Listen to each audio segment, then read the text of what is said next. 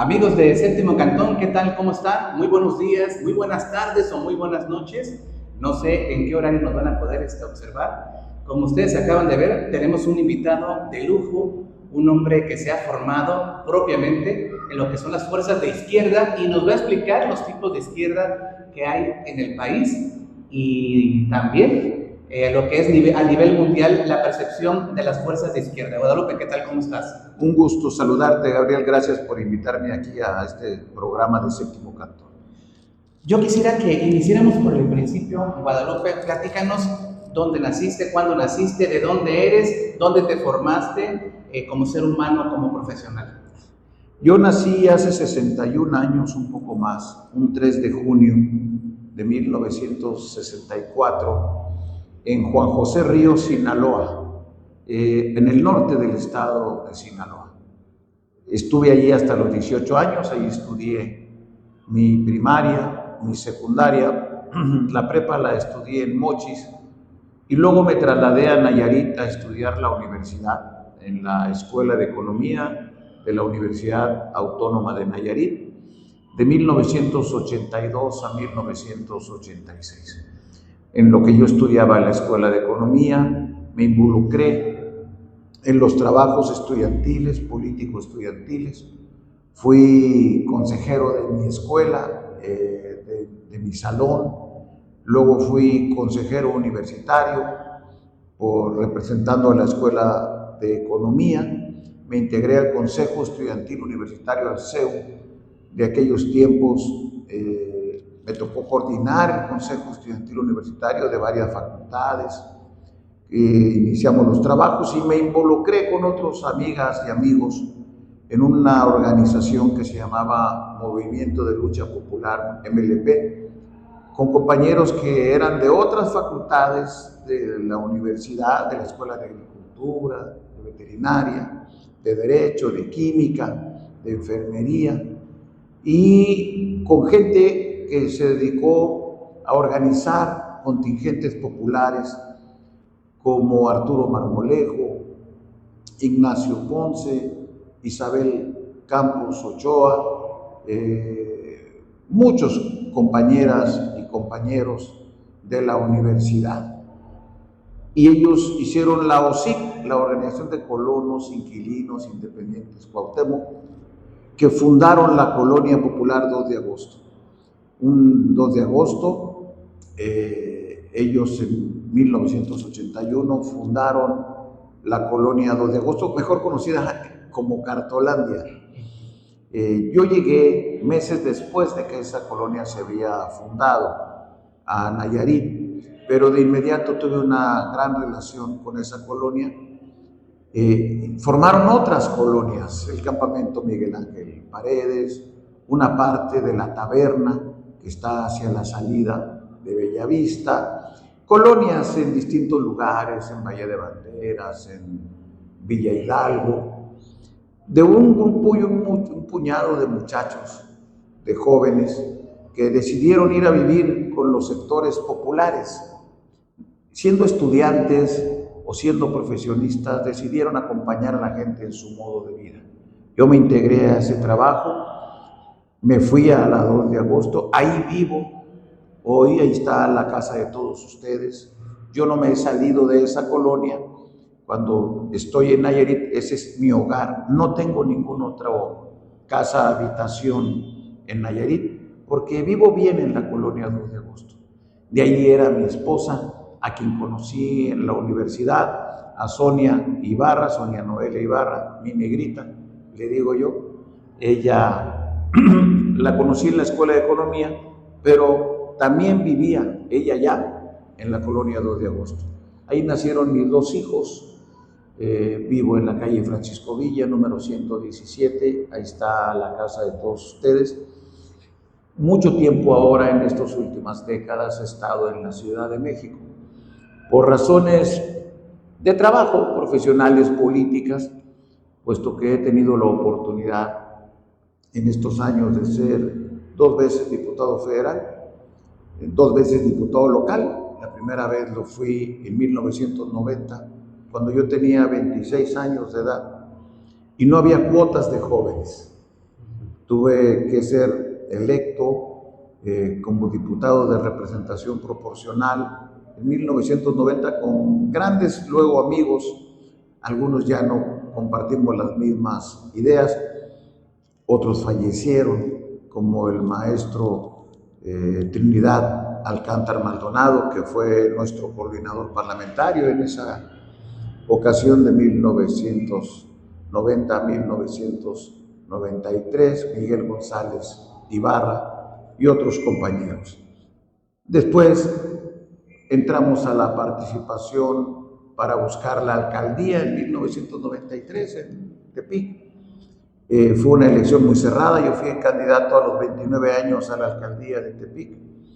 A nivel del estado lo fue Juan Ramón López Tirado, candidato a gobernador en aquel año, y hubo un largo conflicto electoral que terminó pues con una represión muy fuerte que recuerda a mucha gente de aquellos tiempos, porque exigiendo nosotros que se limpiaran las irregularidades electorales que nosotros denunciábamos, hicimos movilizaciones, marchas, plantones, y en octubre del 93 fuimos reprimidos, nos dispersaron con gases lacrimógenos, nos refugiamos en la 2 de agosto y al día siguiente fueron por nosotros, nos golpearon y nos detuvieron. A mí me detuvieron, me trajeron detenido en aquel tiempo a los separos de la Policía Judicial, que en aquel tiempo estaban por la calle Victoria.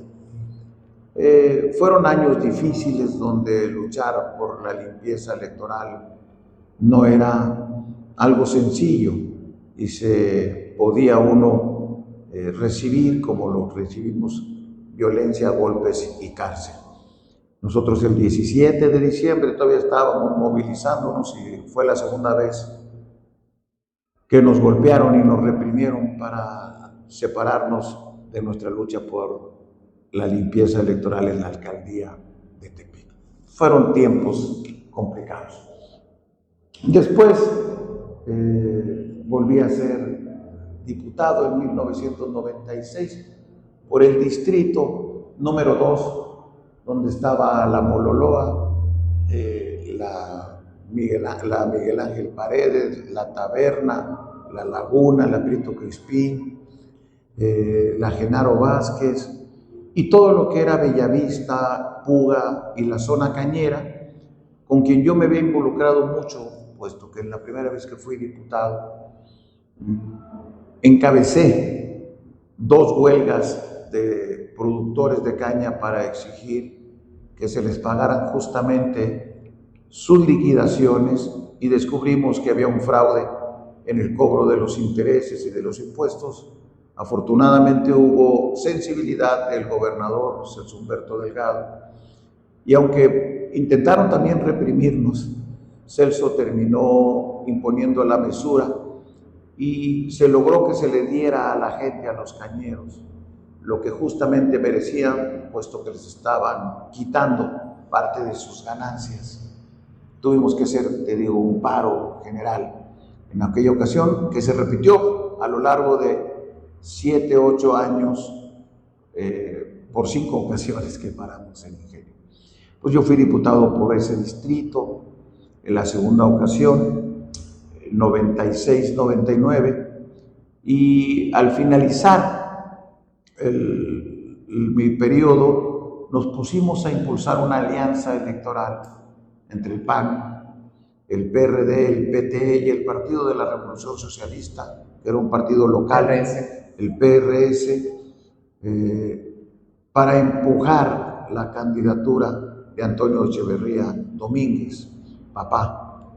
Fui vocero de esa campaña, ganamos la elección, en una elección contra una persona que, militando en el PRI, yo respetaba y respeté hasta sus últimos días,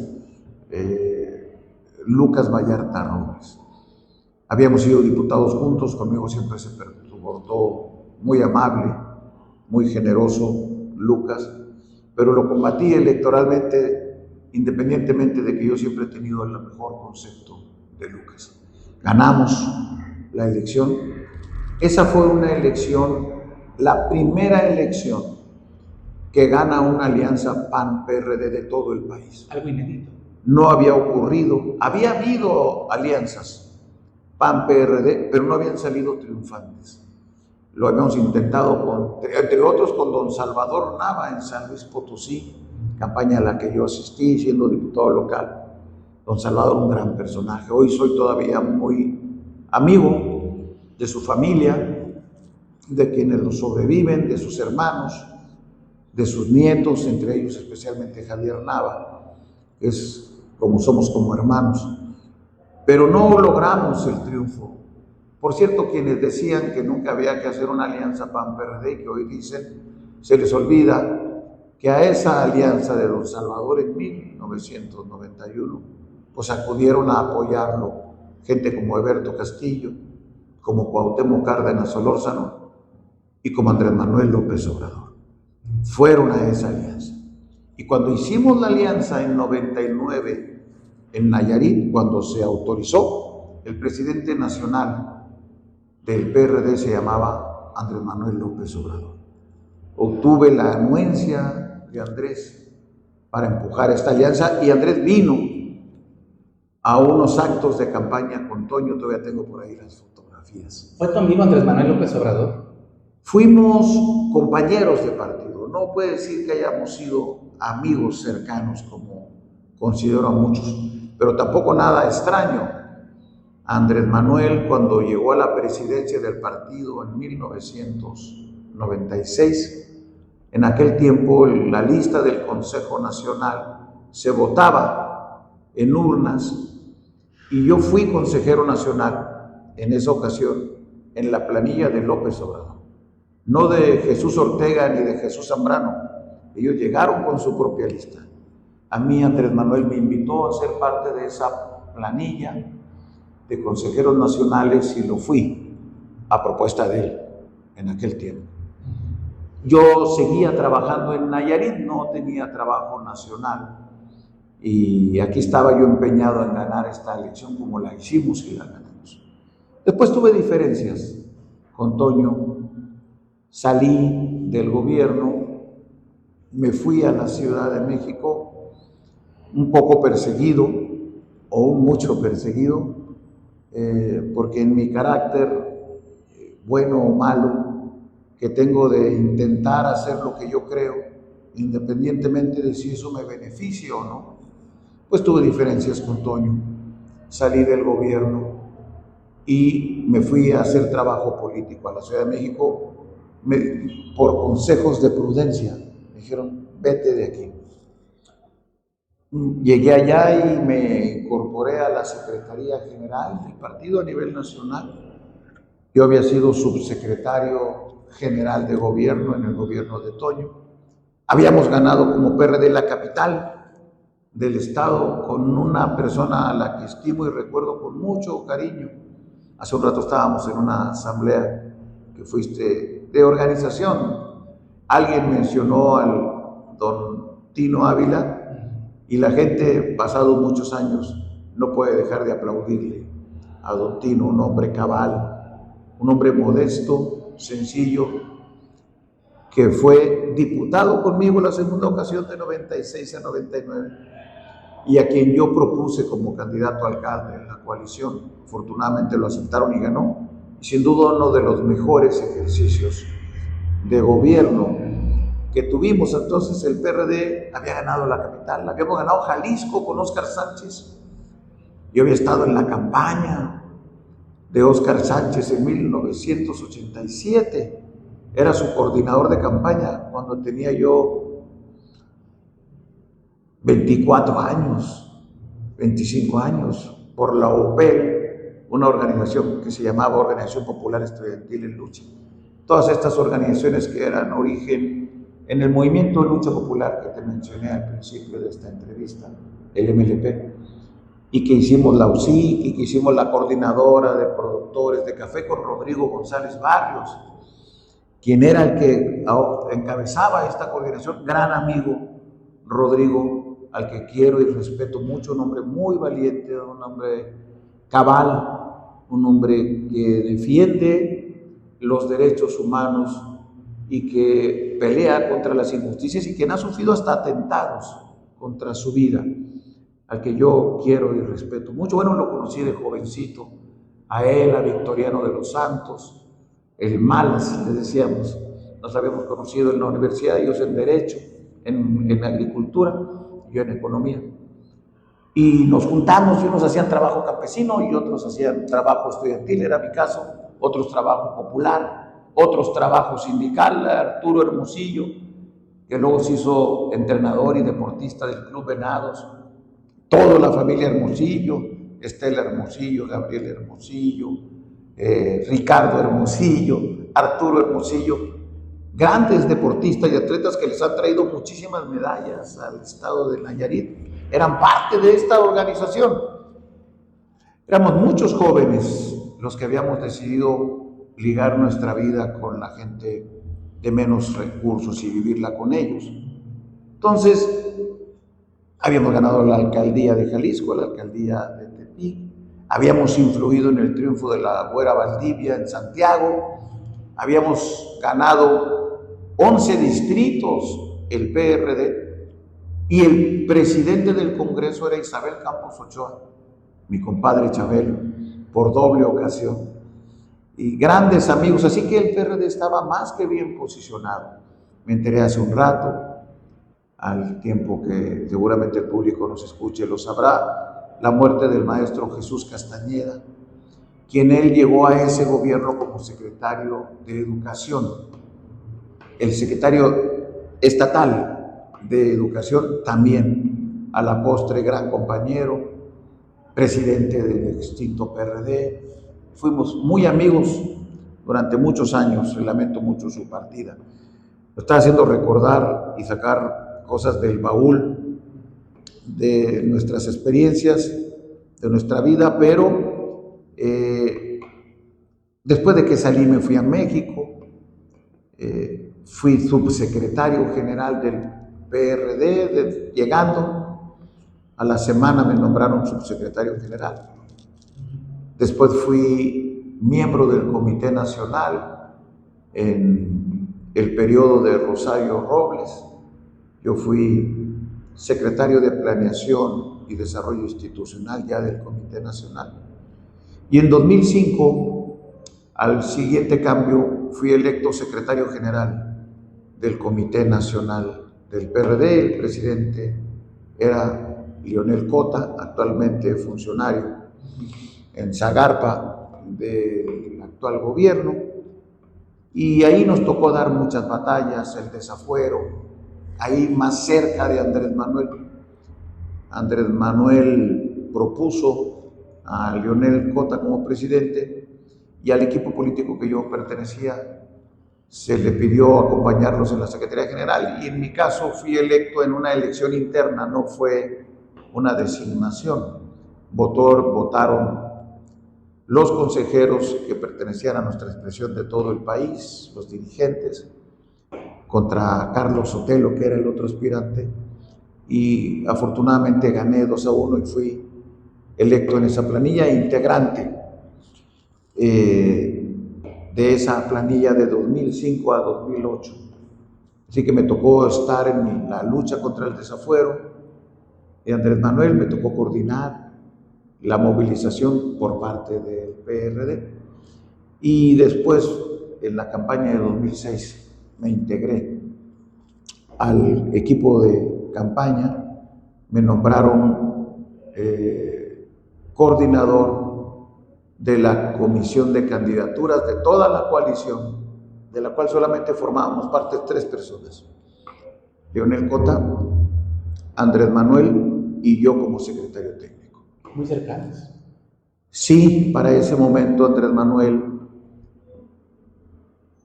me encargaba los trabajos de organización territorial, tanto de la lucha contra el desafuero como de la campaña electoral. Y pues trabajábamos muy coordinadamente. Comenzamos a tener diferencias en esa misma ocasión que nos llevaron al paso de los meses y los años pues a que cada quien agarrara su propio camino desde aquel tiempo. Yo ya no compartí el intento de bloquear la toma de protesta de Felipe Calderón, no compartí que se bloqueara Reforma y Juárez porque consideraba que era dañar a terceros, más cuando esa ciudad había votado masivamente por nuestra coalición. No estuve de acuerdo en que se llamara gobierno legítimo. Yo le proponía un gabinete de sombra, le propuse que en vez de bloquear Reforma nos pusiéramos en huelga de hambre para exigir que se volvieran a contar los votos, o sea, seguir la lucha pacífica y sin dañar a terceros. Puede haber resistencia sin que haya desgaste atacando a los ciudadanos, y la resistencia puede también ser acumulativa de fuerza política. A pesar de eso, pues estuve acatando las decisiones del partido hasta que nos separamos. En 2008 fui electo presidente nacional interino del PRD, una de mis mayores satisfacciones, ser presidente nacional de un partido de ese tamaño. Ya lo había sido ser secretario general. A mí me tocó ser dirigente y dejar la dirigencia del PRD, dejándole 30 puntos porcentuales como partido político. A mí no me tocó ser dirigente de un partido testimonial, sino de un partido que tenía 30 millones de mexicanos que gobernábamos en la Ciudad de México, en Guerrero, en Michoacán, en Zacatecas, en Baja California Sur, en Tlaxcala, en municipios del Estado de México tan importantes como Neza, Ecatepec, Chalco, Valle de Chalco, Los Reyes La Paz, Iztapaluca, en ciudades tan importantes a lo largo y ancho de todo el país, donde el PRD tenía una verdadera influencia política. Esas fueron las épocas en que a mí me tocó estar de dirigente, y una de las mayores satisfacciones de mi vida es haber sido presidente nacional de un partido tan importante, no de un partido testimonial, sino de un partido influyente en la vida nacional. Así que cuando al paso de los años la gente me decía que si tenía yo algún rencor con quienes, habiendo ayudado yo a coordinar la campaña con la que habíamos ganado en Nayarit, me habían desterrado, porque esa fue la palabra del Estado, yo le digo que le agradecía toda la vida, se lo agradeceré, porque me permitió incursionar en la vida nacional y hacerlo no de manera marginal, sino de manera exitosa. Fui 2 veces diputado federal y una de ellas me tocó otra gran satisfacción, ser presidente de la mesa directiva de la Cámara de Diputados, que equivale a ser el presidente del Congreso de la Unión, puesto que cuando se reúnen las dos cámaras, diputados y senadores, quien preside al Congreso de la Unión es el representante de la Cámara de Diputadas y de Diputados. Ese es un honor que también tuve en mi vida. Fue en 2012, en esa ocasión, fue en el año de 2012. Después he sido otras cosas, muchas cosas, nunca he dejado de participar. En 2016 me separé de los órganos de dirección del PRD, puesto que al paso de los años yo miraba que el partido había abandonado ciertas prácticas que lo acercaban a la lucha por la democracia y al estar cerca de los movimientos sociales. Pero como el PRD a mí me dio tanto, no tuve y no he hecho ni haré jamás una crítica a una institución a la que le debo tanto, y yo creo que México le debe mucho, y que conmigo fue tan generosa. Por eso esa es una parte que no me gusta platicar, pero para muchos saben que yo ya me había separado del PRD, aunque nunca lo golpearé, aún tuviera registro o no, porque es un partido muy generoso conmigo y con la vida nacional. Después me metí a trabajar otra vez en el movimiento social y formamos el Frente Cívico Nacional. Y a partir de este esfuerzo del Frente Cívico a recorrer el país otra vez, ya sin cargos, ya sin lugares, yo vivo de una consultora que tengo, que precisamente fundé en 2016 con grandes amigos, gente experta en materia electoral y de telecomunicaciones. Esa es la manera como me gano la vida, poniendo mis conocimientos en derecho constitucional y políticos. Por lo tanto, pues, doy consejos, elaboro documentos, elaboro iniciativas, y es la forma en que yo vivo. Porque luego la gente pregunta, bueno, ¿y de qué vives? ¿Y de qué vivo? Yo no traigo 200 pesos en la cartera, no salgo con eso, traigo un poco más, pero es producto de mi trabajo y de una empresa debidamente registrada ante Hacienda, debidamente registrada, que pagamos nuestros impuestos, que saben el gobierno cuánto ingresa, quiénes son clientes, quiénes no. A mí me han buscado siempre de arriba abajo y seguramente por eso jamás han iniciado ningún proceso, y mira que no soy un opositor blandito ni a modo. Entonces fundé mi consultora con grandes amigos, que omito los nombres para que no los chinguen a ellos, pero que mis más cercanos sí saben quiénes son, mis grandes compañeros. Y con eso gestioné seguir recorriendo el país. En mis tiempos fundamos el Frente Cívico. Hemos sido, porque convencidamente, opositores a políticas públicas del gobierno federal, anterior y el actual, y entre de ellas dimos la lucha por la defensa del Instituto Nacional Electoral, en lo que se llamó la Marea Rosa. Y desde el Frente Cívico, y con, entre otros muchos compañeros, mi participación, hicimos grandes movilizaciones nacionales en defensa de un bien que parece tan inocuo para la mayoría de la gente, que es la democracia. Inundamos las calles, inundamos el Zócalo y decidimos participar en la elección de 2024 en el bando opositor. Y trabajamos por Xóchitl como candidata. Tuve el honor, otro de los que he tenido, de ser orador en representación de las organizaciones civiles en el cierre de campaña de Xóchitl Gálvez. Hubo solamente 3 oradores, el candidato en la capital, Santiago Taboada, la candidata presidencial, Xóchitl Gálvez, y un servidor. Los dirigentes de los partidos en esa ocasión dieron paso a que quienes no estábamos en las direcciones de los partidos pudiéramos hacer uso de la tribuna en un Zócalo repleto. Pasó la elección, el resultado es como el que todo mundo conocemos. Hubo insatisfacción de nuestra parte, pensamos que había habido mucha inequidad, pero cuando el tribunal resolvió, acatamos la resolución del Tribunal Electoral. No estuvimos conformes.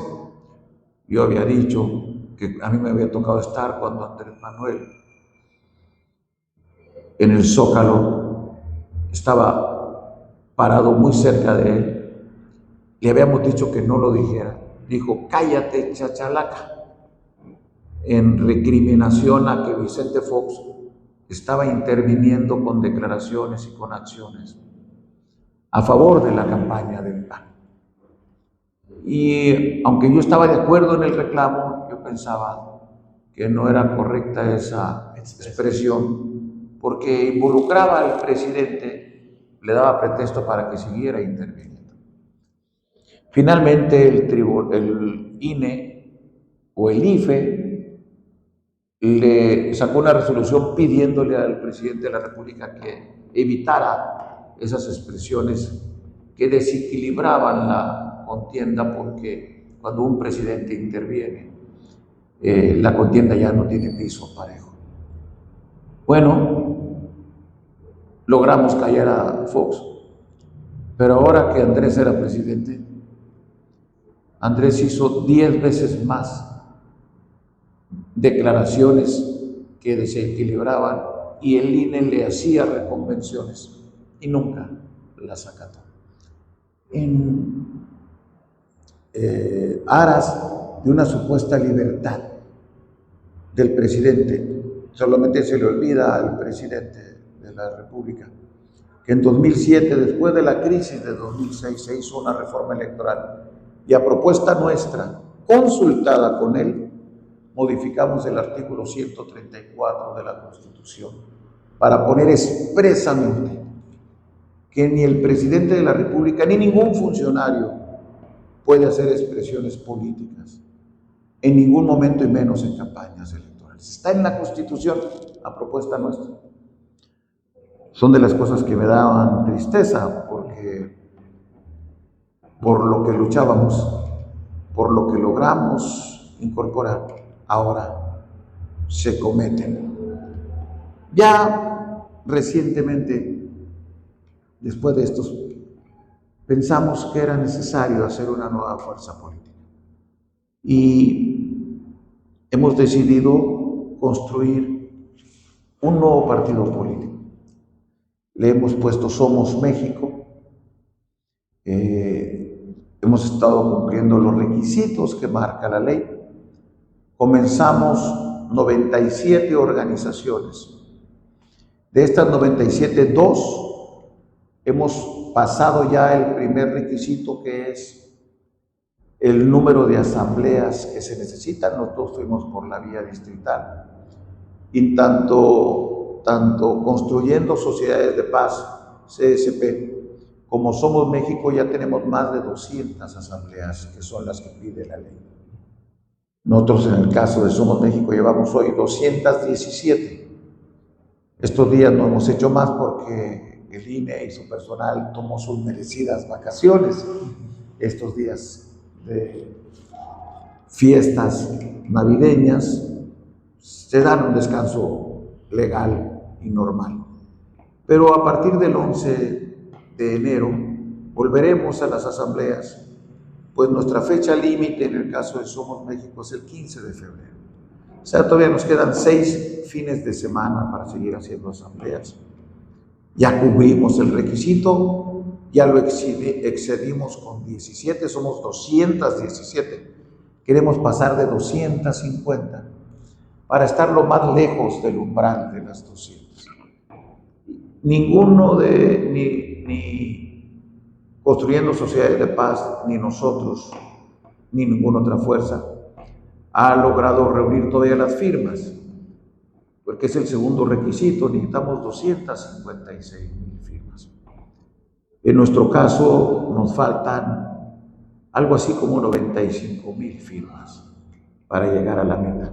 Pero nos quedan 2 meses y creo que todos los partidos primero pusimos atención en las asambleas y ahora estos 2 meses van a ser de una afiliación intensiva. Así que yo creo, estoy convencido, que para cuando lleguemos a febrero, a mediados de febrero, habremos rebasado no las 256,000, sino andaremos cerca de 350,000 firmas, que es nuestra meta, para también tener un poco alrededor de 100,000 firmas adicionales a las que marca la ley.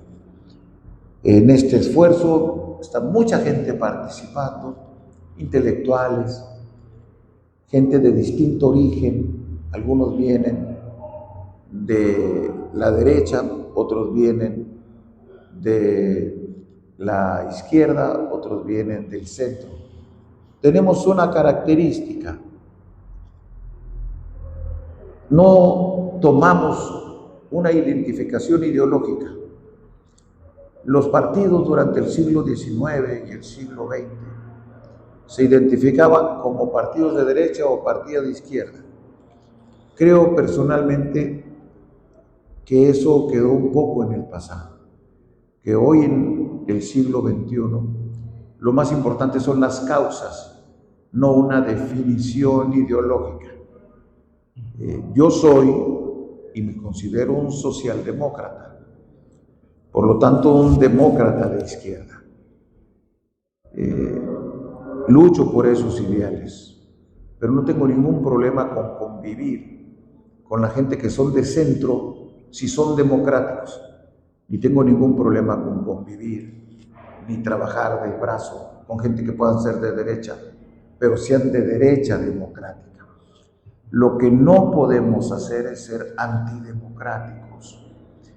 Derecha democrática, centro democrático, izquierda democrática, debemos unirnos para reinstalar en México la vigencia plena de la democracia, recuperar la vigencia de la Constitución, volver a reinstalar la división de poderes plena, las libertades, recuperar la paz y recuperar el crecimiento económico para nuestro país.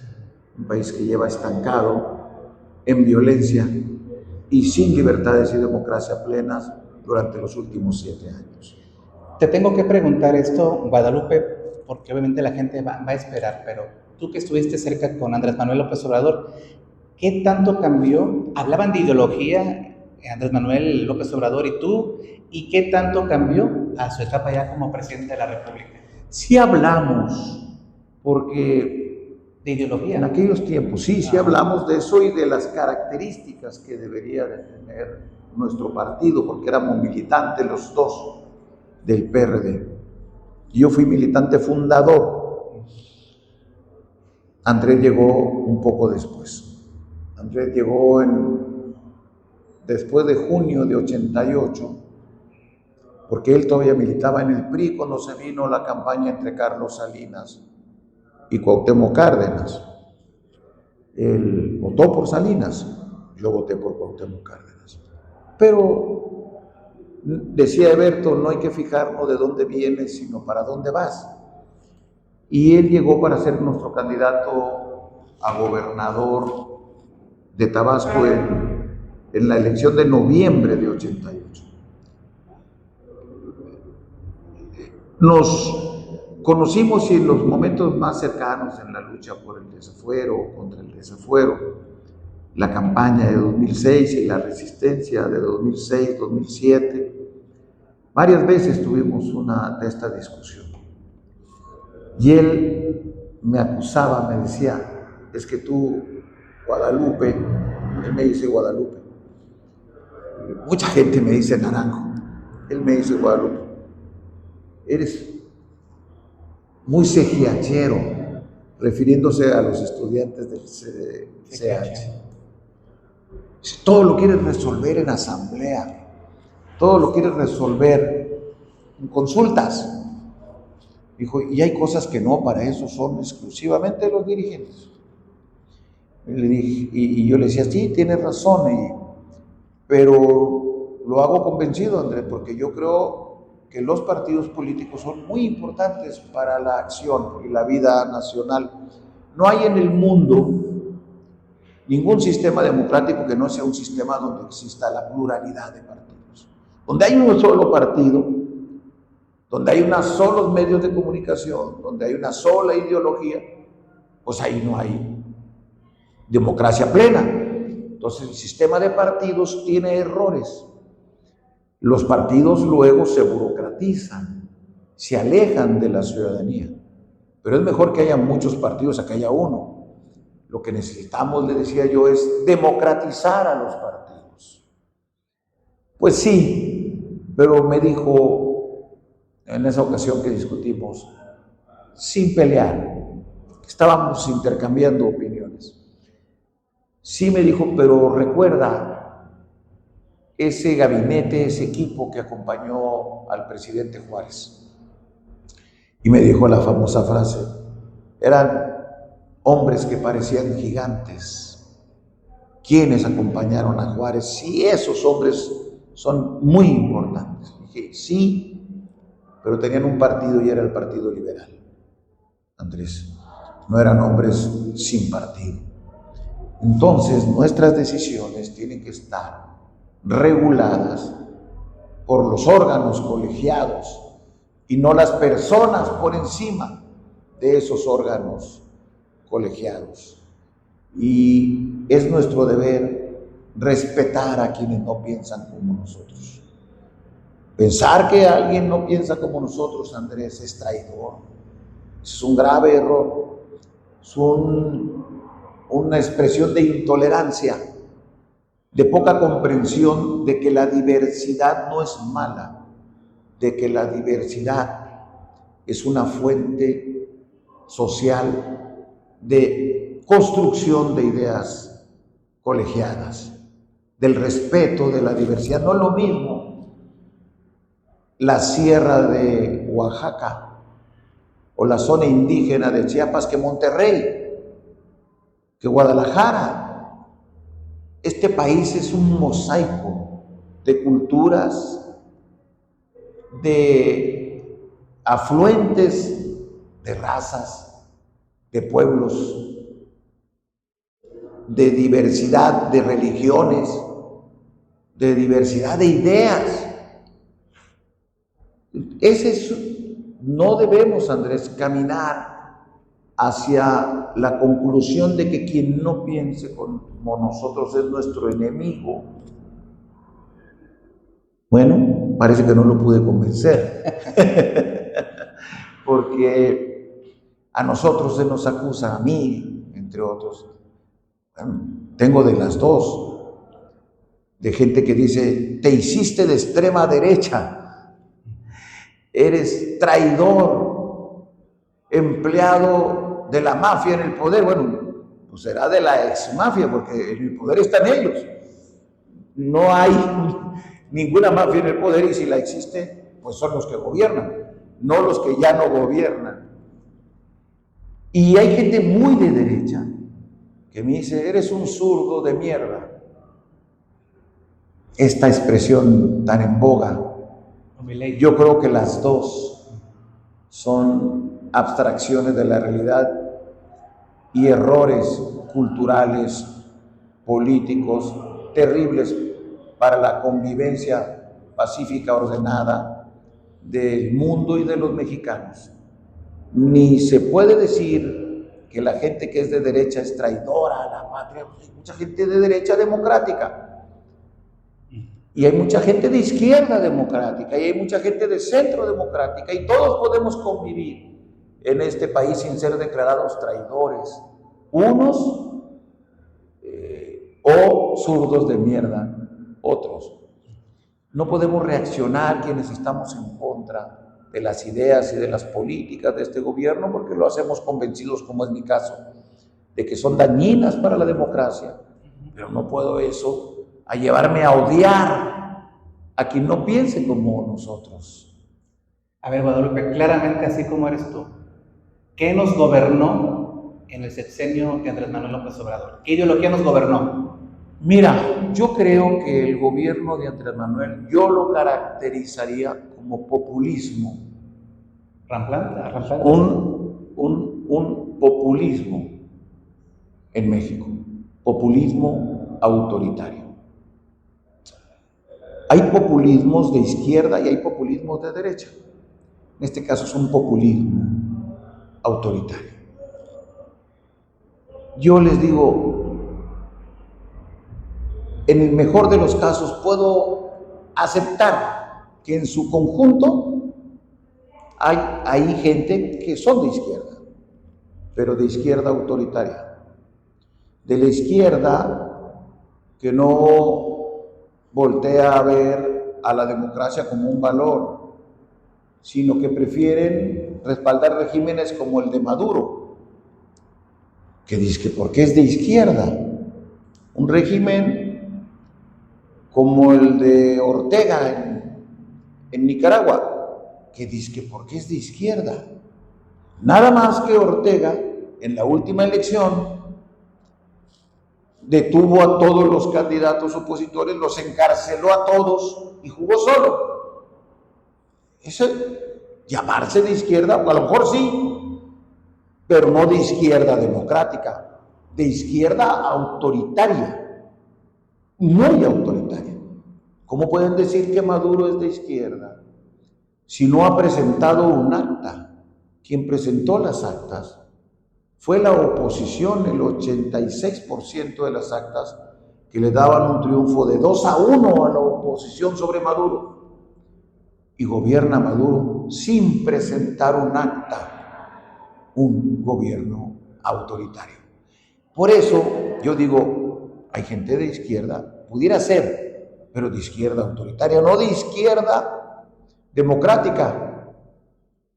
Boric en Chile, hombre de izquierda, joven, hombre de izquierda. Jamás avaló el fraude de Maduro ni el fraude de Ortega. Pepe Mújica, decía no joven, viejo y muy viejo, y un viejo que envejeció cada vez mejor, sabio, humilde, austero, demócrata, jamás aceptó esos fraudes. Y son hombres de izquierda que merecen todo mi respeto y son parte de mi ejemplo, que yo sigo, porque se puede ser de izquierda, pero puede ser demócrata. Ahora acaba de perder en Chile el partido de Boric, y en la noche estaba hablándole al que ganó, que era alguien de derecha. Ese es un hombre de izquierda demócrata. Hay otros que dicen, no, debió de haber, bueno, ¿qué quieren? ¿Que no reconozca? Es el pueblo quien decide quién gana y quién pierde. ¿Qué van a hacer estos que hoy alientan a Ortega y alientan a Maduro si ganamos en el 30? ¿Nos van a reconocer el triunfo o van a actuar como Ortega y como Maduro? Eso es el grave riesgo en el que está nuestro país. Y hay gente de derecha también muy autoritaria, gente de derecha admiradora de Hitler, gente de derecha admiradora de Pinochet, gente de derecha que no cree en las libertades y que si hay alguien de izquierda también lo consideran traidor o le gritan zurdo de mierda. ¿Qué pasa con Cuba, Guadalupe? ¿Qué es Cuba ahorita? Cuba es parte de este régimen con sus propias características históricas, porque Cuba llegó alrededor de una revolución, pero autoritaria. Hoy es un régimen autoritario, donde no hay más que un solo partido. No puedes decir que hay democracia, donde hay solamente medios de comunicación oficiales. No puedes decir que hay democracia, donde no hay libertad sindical para tener diversos sindicatos. No puedes decir que hay democracia. Cuba, Nicaragua, Venezuela son los ejemplos. A mí me da mucha tristeza porque esa gran revolución cubana se ha venido distorsionando hacia un régimen autoritario. Y ahí no deberíamos de tener ninguna duda. La democracia. Hoy la lucha por la democracia es más vigente que nunca. Hoy la lucha por eso no es entre izquierda y derecha. Es entre demócratas y autoritarios. Esa es la gran batalla de este siglo XXI, porque este fenómeno se repite en muchos lugares del mundo. Es una batalla entre los que nos consideramos que la democracia es esencial al ser humano, a sus libertades, plenas libertades, y que el autoritarismo puede haber de derecha y de izquierda. Puede haber un Pinochet que mata a Allende y es de derecha, y eso no lo exime de no ser demócrata, y tuvimos que luchar y combatirlo tanto los gentes demócratas de Chile como desde muchos lugares del mundo con nuestra solidaridad. No, ser de derecha no te dice que automáticamente eres demócrata. Hay gente de derecha muy democrática, valiosa, valiente. A ver, Manuel Cloutier, don Luis H. Álvarez, son gente ejemplar en la vida nacional. Don Salvador Nava, y hay gente de izquierda ejemplar. A ver, un muchacho joven de 40 años llegó a diputado por Morena en Uruapan, Manuel Manso fue diputado a los 30 y tantos años, federal de mayoría. Después se dio cuenta del autoritarismo en Morena. Se sale de Morena y se declara independiente, no se va a ningún otro partido, gana como independiente la alcaldía. Y desde ahí defiende la seguridad pública de los habitantes, porque vive Uruapan en una región de extrema violencia, donde cobran piso a los aguacateros, a los limoneros, a los que venden pollo, a la que tiene cualquier negocio. Y él se compromete a buscar la paz, la pide, la da, hace rondines, los enfrenta, detiene gente y pide apoyo a la presidenta de la República, al gobernador del estado, y nadie se lo da. Un día por fin le mandan 200 soldados y 15 días antes de que lo maten, los retiran. Cuando los narcos se dan cuenta que el gobierno federal se retira, eso es como si hubieran dado la autorización de proceder contra él y lo matan.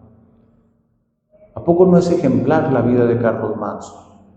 Nomás porque estuvo en Morena, los que no compartimos con Morena podemos satanizar a todos ellos, sería un error. Sería como satanizar a Víctor Trujillo, o Broso, o a Lili Telles, o a gente que está dando la batalla y estuvo con Morena. Eso es un acto que nos convierte en espejo de lo que criticamos. Nosotros, si criticamos eso, no seamos igual que ellos. Tenemos la obligación de nosotros poner la tolerancia por delante, la pluralidad, claro, de mantener nuestros principios, de luchar por libertades, por la libre empresa, por recuperar la paz, por desligar al gobierno de la delincuencia organizada, por hacer de un México productivo que crezca. Tenemos años que no crecemos ni siquiera al 1% de crecimiento económico. Tenemos muchas tareas que hacer, pero para eso se necesita un partido democrático. ¿Quién es y qué representa Claudia Sheinbaum? Claudia es presidenta de la República, la primera mujer. Ese es un gran acto de valentía. Yo la conocí a Claudia de muy joven. Estábamos en la misma organización, Punto Crítico. Ella es 2 años mayor que yo. Yo acabo de cumplir 61, ella tiene 63. Pero en México vivimos un nuevo régimen. Volvimos al callismo. Claudia no gobierna sola este país. ¿Es de izquierda, Claudia? Sí. Ella, a diferencia de Andrés Manuel, que viene del priismo echeverrista, porque cuando él se mete a la vida política, se inscribe al PRI después de la matanza del 68 y del 71, de esas terribles represiones, él decide meterse a ese PRI. Luego critica a Pepe Goldenberg. A su misma edad, Pepe Goldenberg se fue al sindicalismo opositor universitario, no se fue al PRI. Claudia no, Claudia viene de una formación más de izquierda, pero ella no avanzó hacia el comprender el valor de la democracia, que ser de izquierda no puede ser que el fin justifique los medios, que se diga porque haya mayor justicia social, porque se apoya a los sectores más pobres, por eso no debe de haber democracia, y si tenemos que suprimir cosas democráticas, no importa el fin, justifica los medios, no puede haber justicia social sin democracia. Yo soy partidario de mayor justicia social, por eso me considero socialdemócrata. Haría otras cosas distintas, algunas pudiera respaldarlas, pero otras las haría distintas. Por ejemplo, yo sí creo que para que haya reparto tiene que haber crecimiento, y no puede haber crecimiento si no hay certeza jurídica, si se desapareció el Estado de Derecho, si se apoderaron del Poder Judicial, si ya ni siquiera el amparo pleno podemos tener. Todo eso es una cosa que hay que lograr. Entonces, Claudia es de izquierda, pero tiene un asunto: cogobierna con López Obrador. Hasta que se desligue va a poder ella ejercer su... No se va a desligar. Ella está convencida de que está haciendo lo correcto. Y Andrés Manuel la apoyó porque era la gente más leal a él. ¿Marcelo era tan leal? No. ¿Monreal era tan leal? No. ¿Adán era tan leal? No. La leal era Claudia. Por eso Andrés decidió respaldarla y cogobiernan este país, cosa que no había ocurrido nunca en la historia, salvo en la pequeña época del callismo y en el segundo periodo presidencial de Díaz, cuando dejó a su compadre. Cambiaron la ley y regresó la reelección indefinida. Ya estamos prácticamente en la recta final de este programa. Sé que Guadalupe tiene que hacer algunas actividades personales porque está aquí en Nayarit. Él se la pasa por ahí viajando. Pero antes de morir, Porfirio Muñoz Ledo había comentado en un programa de entrevistas, seguramente lo viste, que México era un narcoestado. ¿Coincides con eso? Sí, yo estuve 15 días en casa de Porfirio antes de su muerte. Conservamos nuestra amistad hasta el final. Y precisamente nos reuníamos para platicar de este fenómeno, de cómo en esto de que el fin justifica los medios, pudieron ligar política con delincuencia organizada.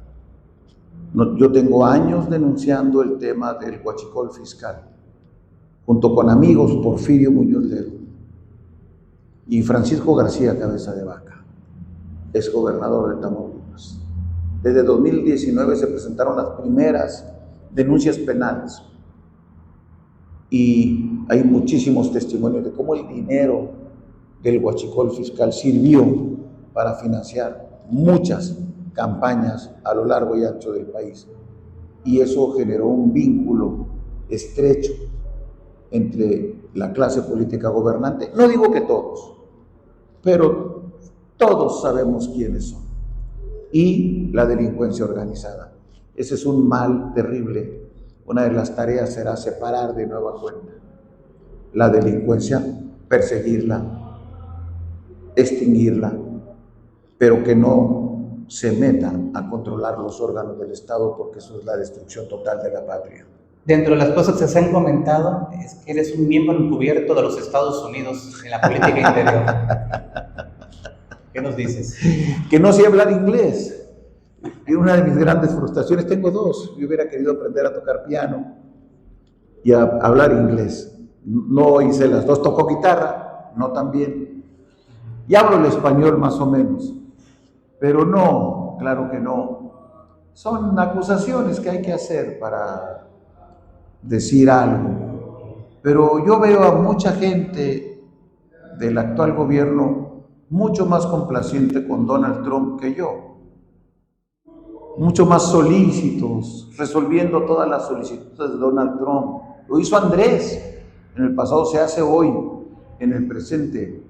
Si de veras quisieran hacer algo que ayudara a la autonomía e independencia de nuestro país, sería hacer una buena renegociación del Tratado de Libre Comercio. Y dentro de esas meter un capítulo laboral, como hay en la Unión Económica Europea, donde no nomás se le da libertad de tránsito a las mercancías, sino también a la mano de obra. Pero México ha renunciado a proteger a sus migrantes, a sus trabajadores en otros países, como sucede en Europa.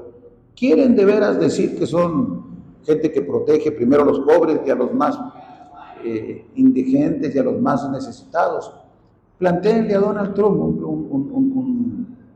un programa especial para respetar las libertades de nuestros trabajadores en el extranjero. ¿Cómo ves al gobierno del estado de Nayarit? No se separa del guión nacional.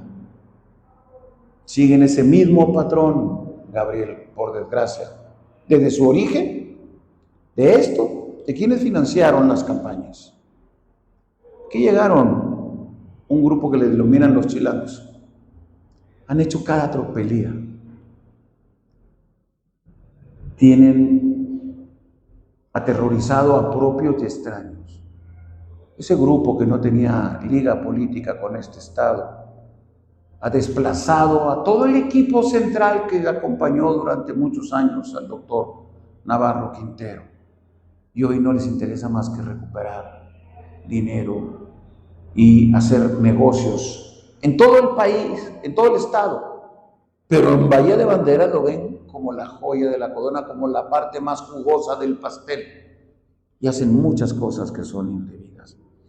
Yo he estado en México recorriendo el país, siempre con una atención en lo que pasa en Nayarit. Y no puedo callar. No puedo callar. Este gobierno también es un gobierno que protege sus intereses, que no le importa nada con tal de satisfacerlos. Y hay una serie de bucaneros, de piratas que llegaron a Nayarit, que nos miran como botín.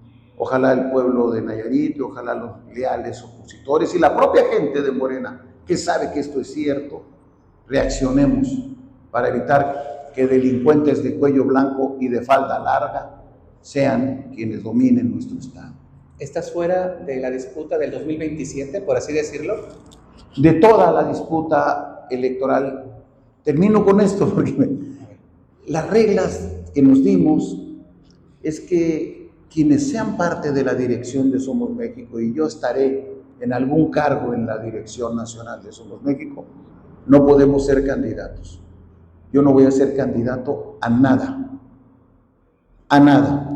por regla estatutaria, y que los candidatos los va a poner la gente en votaciones primarias, como lo hizo María Corina, como lo hicieron en Venezuela. En Venezuela unieron a toda la oposición y los candidatos salieron de elecciones primarias y cuidaron las casillas. Esa es nuestra tarea. Por lo tanto, yo no seré candidato a nadie, ni voy a poner a ningún candidato porque lo va a poner la gente. ¿Ya tienes un comité aquí estatal? ¿Ya hay llegado información? No, porque hoy hicimos las asambleas. Ajá. No se termina eso. Las 3 asambleas de Nayarit ya están cubiertas, pero esas son para cubrir el requisito que nos pide el INE. Y luego, después de eso, se nombrará una dirección nacional provisional y vendremos a todos los estados y municipios a hacer nuestras direcciones y prepararnos para la elección del 27. Somos México va a estar en la boleta. Yo no seré candidato a nada, a mí no me falta chamba. Ya expliqué al inicio que tengo mi consultora. No me falta chamba, a mí me falta país, libertades y democracia, que es por lo que estamos luchando. La última pregunta, porque ya están arreciando por acá los temas familiares y solicitan tu presencia. Estás en X, eres muy activista en tus redes sociales y precisamente como sé que no estás alejado de las nuevas formas de comunicación, tu opinión acerca de la IA, que va a ser tan importante y fundamental en la comunicación. Hay mucha simulación, la inteligencia artificial va a jugar, ahora sí que con la guerra sucia. Sí, la inteligencia artificial es como todos los instrumentos de la tecnología, pueden ser aprovechados a favor o en contra. Ojalá este enorme instrumento que nos puede servir para mejorar la economía, la cultura, las relaciones humanas, no sean usados para dañar las relaciones entre los propios seres humanos. Yo soy partidario del avance tecnológico y solamente hay que tener el cuidado de que no se utilicen de mala manera. Bueno, amigos del Séptimo Cantón, muchísimas gracias. Guadalupe Acosta Naranjo, nayarita de corazón, mexicano con una gran convicción democrática, estuvo aquí con nosotros. Muchísimas gracias. Muchas gracias, Gabriel, y muchas gracias al público que nos escuchó y que nos miró.